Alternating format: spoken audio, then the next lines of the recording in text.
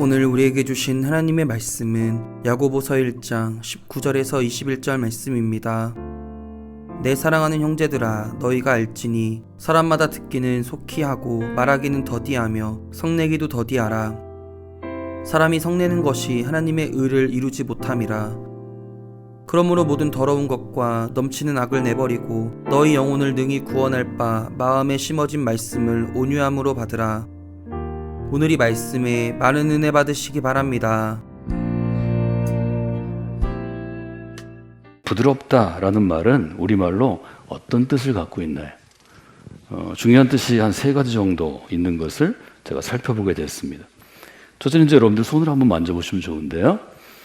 손을 만질 때 우리가 피부가 부드럽다 이렇게 표현할 수 있습니다. 무엇이 스치거나 닿을 때 거칠지 않고 연하고 매끈하면 부드럽다고 표현합니다. 저것이 사전적인 의미입니다. 스치거나 닿을 때 느낌이 3가지죠. 거칠지 않다, 연하다, 매끈하다. 반대말이 어떤 건가요? 부드럽다의 반대말은 거칠다입니다. 면이 거친 것입니다. 어떤 면, 강대상의 면이 매끈한데요. 면이 부드럽다의 반대말 중에 하나가 또 딱딱하다가 있습니다. 느낌이 좋지 않은 건 되게 딱딱하거나 거칠면 그러면 이게 느낌이 좋지 않습니다. 반대말이라는 거죠. 이것은 이제 우리가 어떤 표면, 피부나 이 강대상의 표면처럼 껍데기라고 그러는데 겉표면을 의미할 때 어떤 피부나 그런 것을 쓸 수 있고요. 두 번째는 보이지 않는 것을 쓸 수 있습니다. 사람에 쓸 수 있습니다. 그러니까 사람의 태도, 사람의 성품, 또 사람의 마음가짐, 마음 씀씀이가 부드럽다 이렇게 표현할 수 있습니다. 사전적인 의미 이렇죠. 사람이나 그 태도, 성질 따위가 온화하고 순하다. 온화하다는 것은 느낌이 좀 이렇게 따뜻한 것입니다. 느낌이 푸근한 것입니다. 이게 온화한 거죠. 순하다 그런 것은 일종의 성향인데요. 공격적이지 않고 다른 사람을 받아주는 것입니다. 여유 있는 것입니다. 다른 사람을 향해서 공격하고 화를 내고 아니면 얼굴에 인상을 쓰는 게 아니라 순하다 그런 표현은 환대하는 마음입니다. 이게 순한 거죠. 사람이나 그 태도 성질이 온화하고 순하면 우리가 부드럽다 얘기합니다. 여러분 중에 많은 분이 그렇게 얘기하죠. 막 화를 내다가 아니면 딱딱하고 경직된 태도로 윽박지르다가 혹은 다른 사람을 위협하다가 얘기하죠. 제가 알고 보면 부드러운 사람이에요. 부드럽지 않아서 얘기하는 거죠. 지금 뭔가 실수해서 뭔가 경직되고 뭔가 문제가 생겼는데 자기가 부드럽다고 자기를 변호하는 거죠. 이렇게 얘기할 수도 있죠. 그 사람은 성품이 부드러워서 부하 직원들과 참 관계가 좋습니다. 부드러운 사람들이 되게 관계가 좋죠. 공격적이지 않기 때문입니다. 다른 사람을 받아주고 다른 사람을 존중하고 대부분 따뜻하기 때문입니다. 이럴 때 부드럽다의 반대쪽에는 공격적이다라는 말을 쓰면 좋을 것 같습니다. 저희 지금 잠언 15장은 과격한 말은 이렇게 씁니다. 부드러운 말의 반대말은 과격한 말인데 과격한 말은 공격적이고 파괴적이고 상대를 무시하는 것입니다. 상대에게 모욕하거나 멸시하는 말을 쓰는 것입니다. 이게 과격한 거죠. 또 하나는 이제 움직임에 대해서 부드러움을 쓰는데요. 어떤 물건이 움직이거나 아니면 보이지 않지만 일의 진행 과정이 유연하고 거치는 것이 없고 매끄러우면 부드럽다고 얘기합니다. 예를 들면 몸의 움직임 같은 게 있죠. 그는 체구는 아주 큰데 뼈대는 아주 튼튼한데 몸놀림은 오히려 부드러워서 이런 운동을 잘해. 이렇게 얘기할 수 있습니다. 이것은 몸의 움직임을 의미하는 것입니다. 이때의 부드럽다의 반대말은 좀 탄력이 없는 것입니다. 이때 부드럽다의 반대말은 그래서는 한자어로 경직되어 있다 이렇게 써봤습니다. 저희 겨울철이 되면 여러분의 움직임이 경직되어 있습니다. 제가 왜 부드러움의 차이에 대해서 말씀을 드렸는가 하면 잠언 15장을 여러분들이 한번 일종의 도해해보면 4가지로 나눌 수 있습니다. 첫째는 부드러움 대답입니다. 부드러운 말입니다. 유순한 대답의 반대편에는 과격한 말이 있습니다. 2개가 반대가 되는 거죠. 근데 유순한 말과 과격한 말을 무엇으로 나누는가 하면 가르는 기준이 분노입니다. 부드러운 말은 분노를 쉬게 한다 이렇게 표현합니다. 여기 쉰다는 것은 수면 아래로 가라앉는 것입니다. 여러분이 정말 편치 않고 화를 내야 될 상황인데 누군가 여러분을 부드러운 마음으로, 부드러운 미소로, 부드러운 말로 품어주면 여러분의 분노가 수면 아래로 내려갑니다. 밑으로 가라앉는 것입니다. 안정이 되는 것입니다. 침착해지는 것입니다.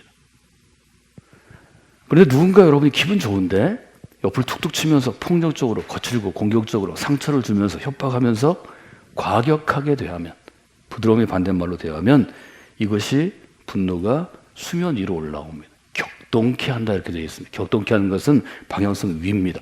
위로 뛰쳐 올라가는 것입니다. 분노가 나는 것입니다. 분노를 내고 안 내는 것을 무엇이 배 키처럼 혹은 입의 제갈처럼 컨트롤하느냐, 제어하느냐. 저는 부드러움이라고 봤습니다. 삶 전체에 부드러움이 기초가 되어 있으면 자기뿐만 아니라 다른 사람의 분노를 제어해 줍니다. 힘들고 어려운 상황에 수면 밑으로 가라앉게 하는 것입니다. 우리가 다운, 업다운이 심하다 이런 표현을 영어 단어를 그냥 씁니다. going down 하는 것입니다. 분노를 낮추게 할 수 있다는 것입니다. 여기는 부드러운 말이라고 되어 있지만 이것은 우리의 삶 전체에 배어든 부드러움 자체입니다. 우리의 부드러움은 나 자신도 분노할 상황이 있을 때 수면 아래로 좀 붙잡아 줄 수 있습니다. 재갈을 물리는 것입니다. 분노의 재갈을 물리는 것입니다. 그러나 우리가 갖고 있는 거칠고 딱딱하고 공격적이고 과격하고 메마름은 어떤 상황에서 우리의 분노를 위로 솟구치게 하는 것입니다. 이걸 잘 보셔야 합니다. 한국 사회는 분노가 충만하지만 이 분노가 그리스도인의 해가 되기 때문에 우리가 분노를 제어할 수 있는 하나님이 주신 장치를 잘 봐야 합니다. 저는 부드러움이 그 장치가 될 수 있다고 지금 여러분에게 설명하고 있는 것입니다. 왜 그런가요? 야고보서 1장 20절 한번 읽어볼까요? 사람이 성내는 것이 하나님의 의를 이루지 못함이라. 하나님의 의를 이루지 못하는 것은 학력을 차별하는 게 아닙니다. 하나님의 의를 이루지 못하는 것은 인종을 차별하는 게 아닙니다. 하나님의 의를 이루지 못하는 것은 외모를 차별하는 것이 아닙니다. 하나님의 의를 이루지 못하는 것은 그 상황에서 미리 성내는 것입니다. 미리 분노하는 것입니다. 그리스도인은 매일 무엇을 구하는 사람입니까? 예수님은 제자들에게 말씀하셨습니다. 마태복음 6장에 보시면 너희는 먼저 그의 나라와 그의 의를 구하라. 그리하면 이 모든 것을 너에게 더하시리라. 아주 분명한 메시지죠. 우린 너무 쉽게 있죠. 여러분 눈을 뜨자마자 하나님의 나라와 하나님의 의를 구하십니까? 어떤 어려움이 있을 때 여러분이 먼저 하나님의 나라를 구합니다. 하나님의 의를 구합니다. 그리고 저의 상황도 하나님께 구합니다. 여러분이 기도하시나요? 하나님께서 중요하신 것은 순서입니다. 하나님은 순서를 뒤집으면 그것에 대해서는 아주 분명하게 대응하십니다. 우리가 그리스도인이 된다는 것은 예수 그리스도를 주인으로 인정하고 고백하고 받아들이고 주님의 통치, 주님의 다스리심을 내가 받아들이는 것입니다. 이것이 그리스도인 됨입니다. 그래야 주님께서 쓰실 수 있습니다. 주님께 쓰임받는 그리스도인이 되기 위해서는 그래서 우리의 삶에서 분노를 어떻게 다루는가, 일종의 분노를 제어하는 훈련과 노력이 필요합니다. 직분을 맡은 그리스도인들이 열심히 일하는데 문제를 일으킬 때 살펴보면 대부분이 분노의 문제 때문에 넘어지는 경우가 많습니다. 여러분 잊지 마십시오. 분노를 제어하지 못하면 문제 만들기 쉽습니다. 공격적인 성향이 있어서 관계를 파괴합니다. 공동체를 무너뜨릴 수 있습니다. 더 중요한 건 악한 일에 이용을 당할 수 있습니다. 성경은 이런 사람들의 이야기를 우리한테 교훈처럼 주고 있습니다. 분노를 품는 것은 마귀에게 틈을 보이는 것이라고 에베소서는 얘기합니다. 분을 내어도 죄를 짓지 말고 해가 지도록 분을 품지 말고 마귀에게 틈을 주지 말라. 여러분 부드러움으로 분노를 제어하는 그리스도인이 되기 위해 여러분이 노력하셔야 되는 것은 마귀에게 틈을 주지 않기 위함입니다. 여러분 부드러움으로 신앙의 꽃을 피울 수 있습니다. 부드러움으로 인생의 꽃을 피울 수 있습니다. 누군가 여러분을 평가할 때 그분은 부드러운 성품이 있든지 부드러운 언어가 있든지 부드러운 태도, 삶의 자세가 있다고 기억하면 좋겠습니다. 어떻게 하면 우리가 분노를 다스릴 수 있을까요? 야고보서는 이렇게 도전합니다. 19절 사랑하는 형제들이여 사람마다 듣기는 속히 하고 말하기는 더디하며 성내기도 더디하라. 뒷부분 같이 읽어볼까요? 사람마다 듣기는 속히 하고 말하기는 더디하며 성내기도 더디하라. 속히 하라는 건 뭘 얘기하나요? 먼저 하라는 것입니다. 더디하라는 건 뭘 얘기하나요? 뒤에 하라는 것입니다. 우리가 늘 얘기하죠? Jesus first. 우리가 얘기합니다.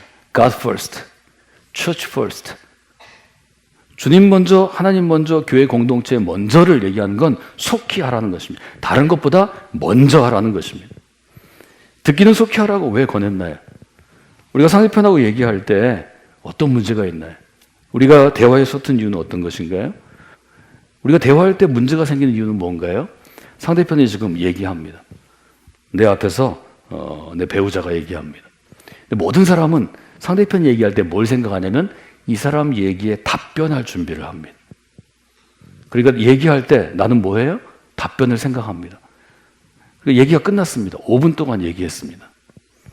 제가 얘기죠. 그래서 어떡하라고. 그러면 대부분 그렇죠. 대부분 남편들이 그때 당황하죠. 아내들이 이제 들었어 안 들었어? 대화를 하려고 우리 30분 대화하자 이랬는데 첫 대화부터 어떻게 돼요? 주고받는 게 안 됩니다. 듣기는 들었죠. 들으면서 대답할 걸 생각하면서 들었죠.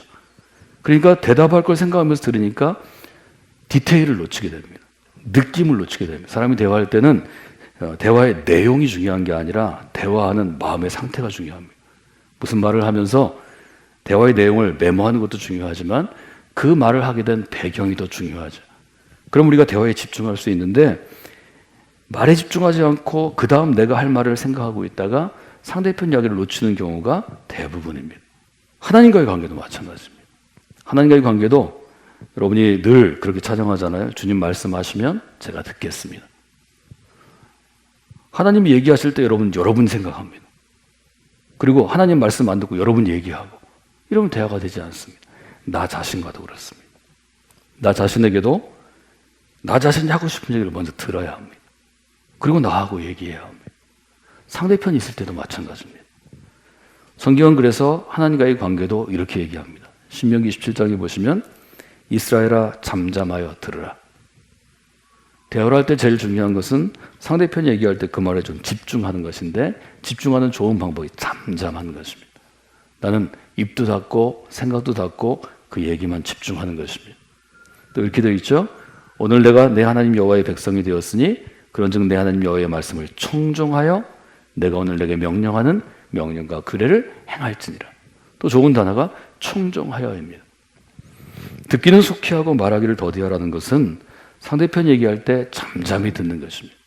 또 청종하는 것입니다. 그러면 상대편의 이야기가 들리기 시작한다는 거죠. 이것이 좋은 일종의 부드러움의 태도이고 또 이것이 분노를 절제하고 제어할 수 있는 혹은 다스릴 수 있는 좋은 일종의 방법이 된다는 거죠. 그래서 야고보는 우리에게 듣기는 속히 하고 말하기는 더디하라고 도전합니다. 두 번째, 세 번째 있는 것은 두 번째는 악을 내버리라고 도전하고요. 21절에 보면 모든 더러운 것과 넘친 악을 내버리라. 세 번째는 온유함으로 말씀을 받으라고 도전합니다. 너의 영혼을 능히 구원할 바 마음에 쉬워진 말씀을 온유함으로 받으라. 오늘 저는 여러분에게 야고보서 1장 19절, 20절, 21절을 통해서 간단하지만 우리가 놓치기도 쉽고 훈련하기 어려운 부분에 대해서 말씀을 드렸습니다. 우리가 품격 있는 신앙이 되기 위해서 우리의 삶의 기초를 삼아야 될 것 중에 하나가 부드러움이라는 가치입니다. 이 부드러움이 우리의 신앙을 품격 있게 다듬을 수 있습니다. 무엇을 통해서 다듬는가 하면 부드러움이 분노를 제어할 수 있습니다. 분노를 조절할 수 있습니다. 한국 사회처럼 분노에 넘쳐 있고 분노하는 사람들이 많고 분노에 차 있는 사회와 또 사람들 사이에서는 이 부분을 여러분이 잘 보시고 예수님이 지녔던 부드러움 또 그리스도의 사람들이 지녔던 부드러움의 근원이 어딘지를 돌아보고 여러분이 부드러움을 통해서 여러분의 인생의 꽃을 피우시면 좋겠습니다. 또 부드러움을 통해서 여러분의 신앙의 꽃을 피우시는 귀한 삶이 되시기를 원합니다. 성탄입니다. 예수님께서 말구에 오신 것을 우리는 겸손이라고 표현합니다. 이 겸손의 특징 중에 하나가 부드러움입니다. 온유함이라는 우리가 예수님이 아주 중요한 성품도 얘기하는데요. 온유함의 기초가 되는 것이 부드러움입니다. 여러분이 이 부드러움을 통하여서 인생의 꽃과 천하의 꽃을 피우시는 귀한 한 주간이 되시기를 주님의 이름으로 부탁을 드립니다.